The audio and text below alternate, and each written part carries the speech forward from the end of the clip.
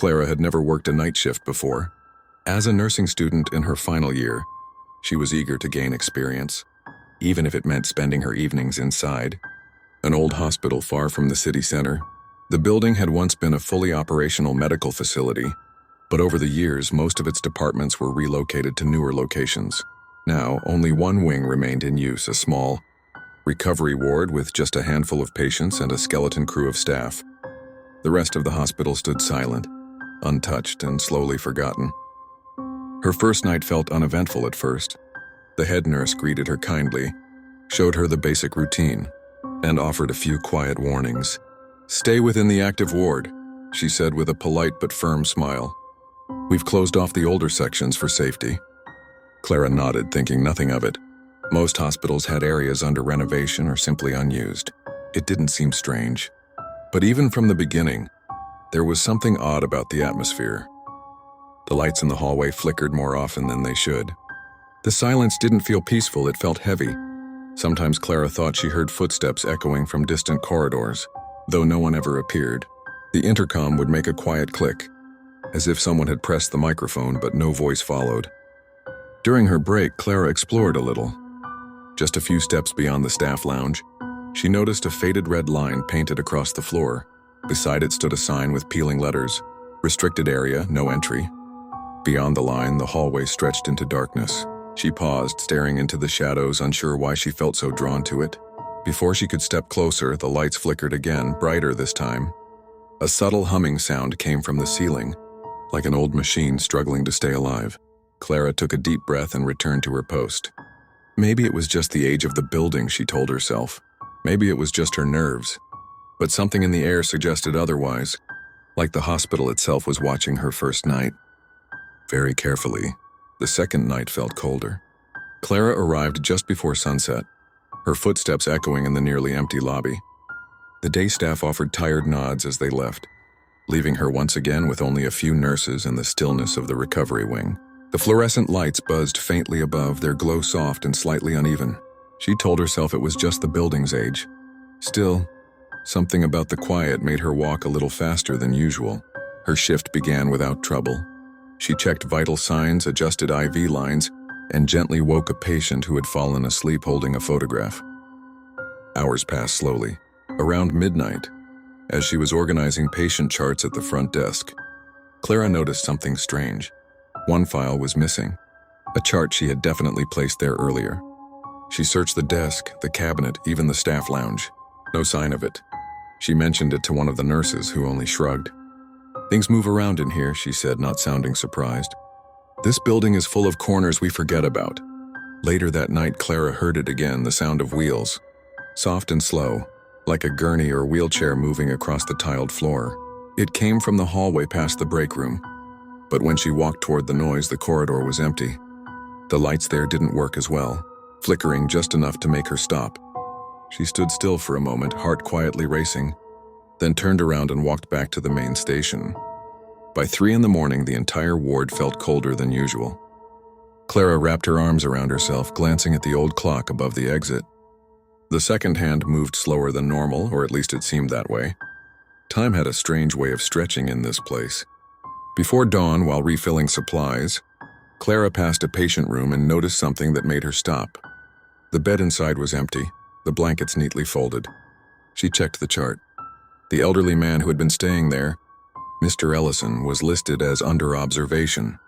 She asked a nurse, "Why did Mr. Ellison get discharged?" The nurse frowned, flipping through her own notes. "No," she replied slowly. "He was here an hour ago." They checked the room again. No sign. His belongings were gone too. Security was called, but the cameras had nothing. The footage from that hallway between midnight and 4 was just static. No movement, no audio, just silence. Clara couldn't explain it, and no one tried to. It was as if the old man had simply slipped away. As the sun rose and the day staff returned, Clara sat alone at the front desk. Her hands rested on the chart she had found. Yes, the missing one. It was sitting there exactly where she had first left it. By her third night, Clara had learned to stop asking questions. Strange things happened in the hospital and no one ever gave her a clear answer. It was easier, it seemed, to keep moving, to focus on tasks and pretend the rest wasn't real. But curiosity has its own voice. Quiet at first, then louder. That night, as she was walking toward the staff lounge, Clara paused at the end of the hallway. There it was again, the red line across the floor. It stretched from one wall to the other, faded but still visible like a quiet warning. The sign beside it remained unchanged, its letters cracked and worn. Restricted area, no entry. She didn't know why she stepped closer. Maybe she just wanted to prove to herself that there was nothing to fear. Maybe it was the silence that pulled her in, or the feeling that someone or something was waiting. Whatever the reason, she moved past the lounge, her steps slow and careful. Just as her foot reached the edge of the red line, a voice behind her spoke. "I wouldn't cross that if I were you." Clara turned. It was the night custodian, an older man she had seen once before. He didn't smile.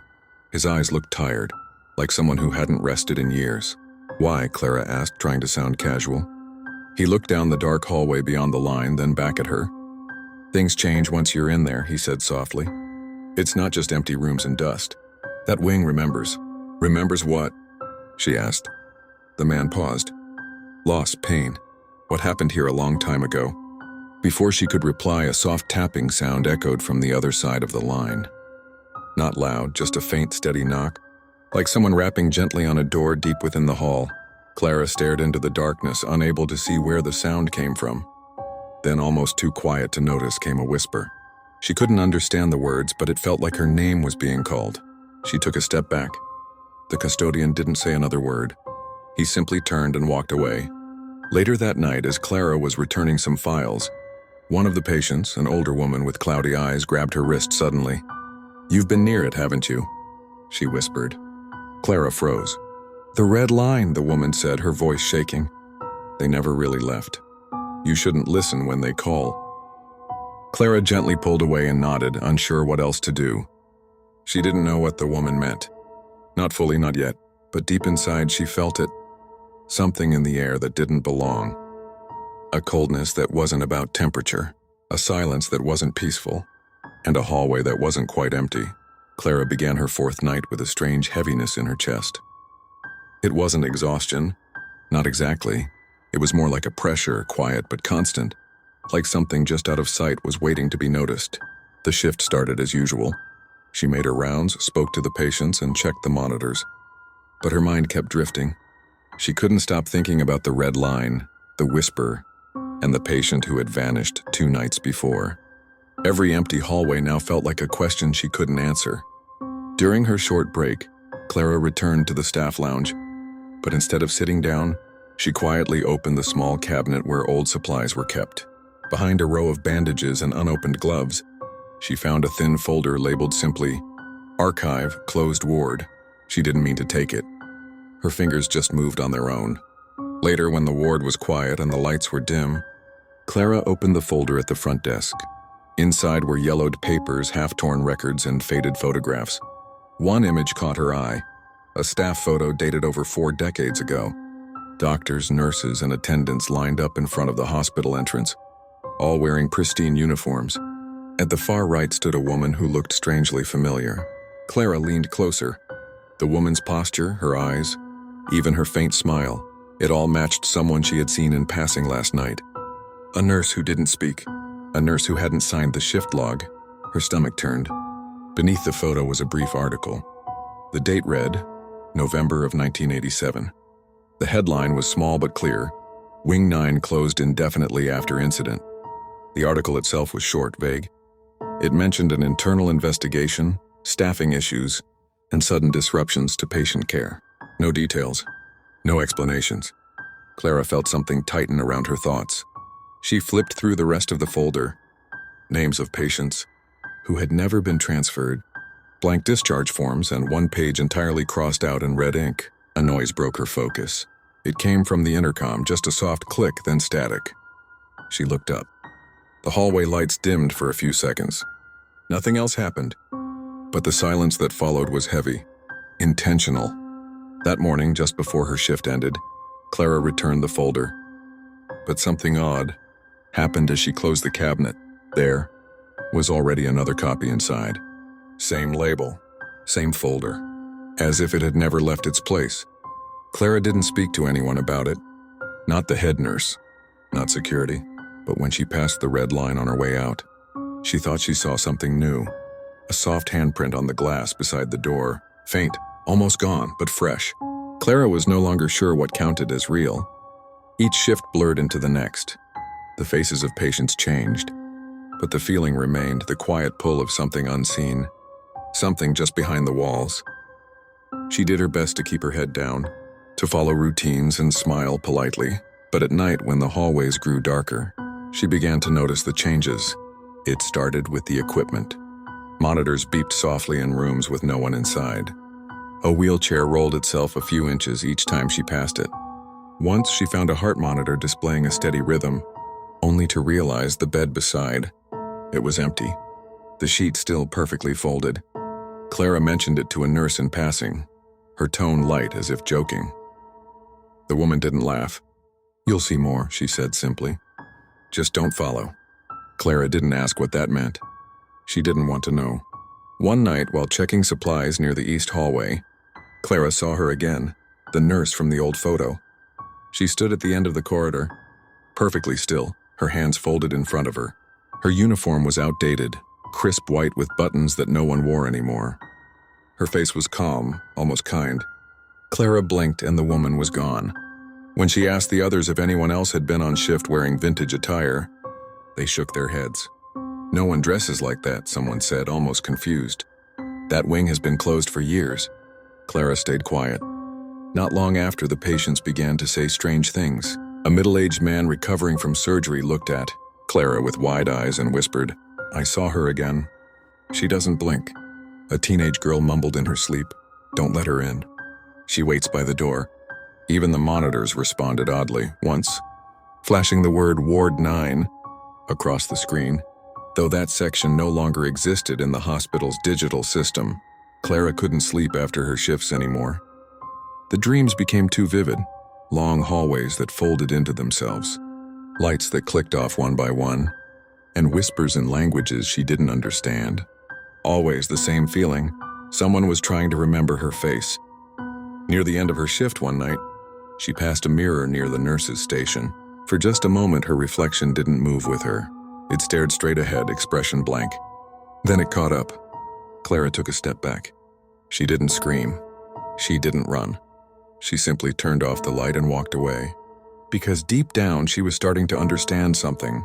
She wasn't alone on these night shifts. And maybe she never had been. By the sixth night, Clara no longer pretended everything was fine. She moved through the hospital with quiet steps, careful not to linger near mirrors, and never looked too long into the darkened corners of the ward. The other staff had begun treating her differently, not unkindly, just distant. As if they knew she had seen something they all chose to forget. She couldn't let it go. During her break, Clara returned to the cabinet where she had found the old folder. This time it was gone, but in its place sat a dusty box labeled Security Archive. She hesitated, then opened it. Inside were a handful of worn tapes, each marked with dates from over 3 decades ago. One label read, Ward 9, Final Week. The box also contained an old tape recorder. Surprisingly, it still worked. Back in the lounge, with the lights dimmed and the hallway silent, Clara pressed play. At first, there was only static. Then slowly, the sounds of the hospital emerged. Footsteps, distant voices, the occasional page over the intercom. But something felt off. The voices didn't sound like they came from just one direction. They circled. They whispered over each other. Some cried softly. One voice repeated the same phrase over and over. "We were just trying to help them." Clara pressed pause, heart racing. She fast-forwarded, skipping through the distorted moments. Then something clearer emerged, a nurse's voice, calm but urgent. "They're not responding. We need to shut the doors." Another voice followed, panicked. "No, they're still in there. We can't lock them in." The recording ended with silence. Not a natural silence, but one that felt forced. Unnatural, like a sound cut short. Clara stared at the recorder. Her hands trembled. That night, she checked the hospital's digital records again. Nothing came up for Ward 9. No files. No incidents. It was as if the entire section had been erased. But deep in the maintenance office, she found an old blueprint of the building. Ward 9 was still there, just not connected to the rest of the map.